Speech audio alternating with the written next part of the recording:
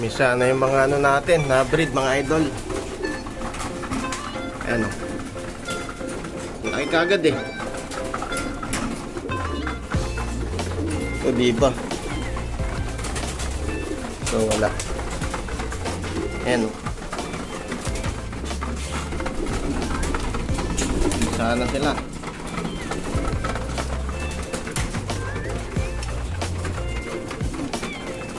Ayan o.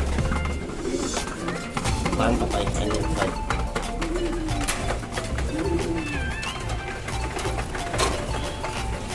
Ayan.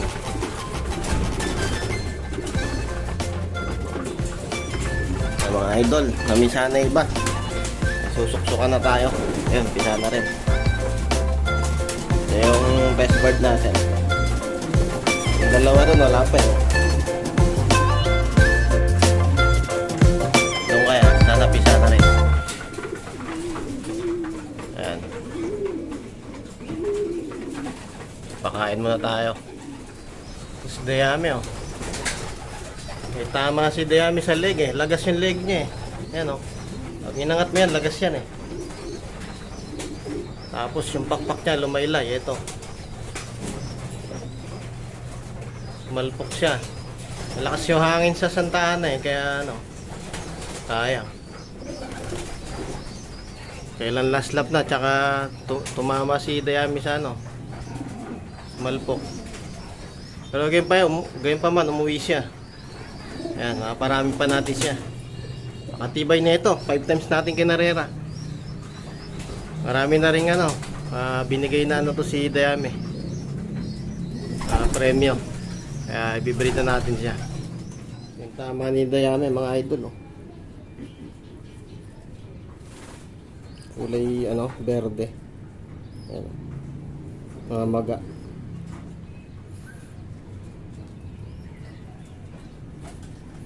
Hindi na siya makalipad eh.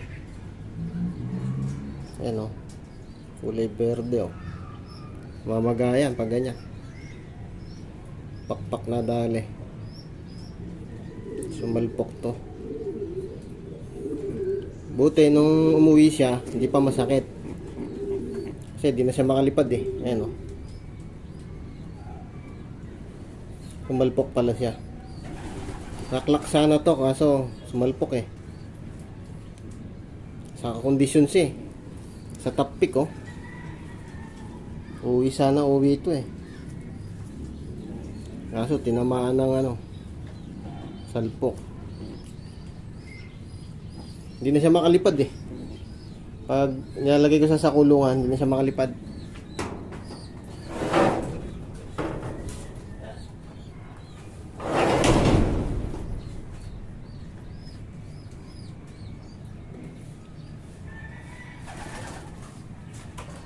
Hindi siya makalipad. Ayan. Tingnan nyo. Ayun. Kapatong pa. Salpok siya. Laylay yung pakpak niya.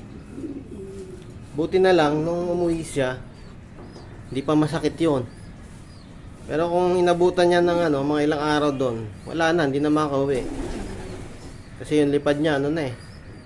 Wala na eh. Parang hangin na lang eh. Buti na lang nakauwi pa bago ano sumakit yung ano. Sayang. Buti na lang nakauwi pa siya. Ayun pala yung mga dahilan mga lods. Bakit di nakauwi mga ibon? Minsan sumasalpok.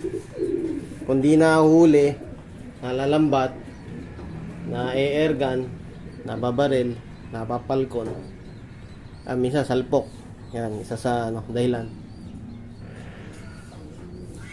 Para paramihin na natin yung si Dayami mga idol. Buti nakauwi siya bago sumakit yung ano niya, katawan.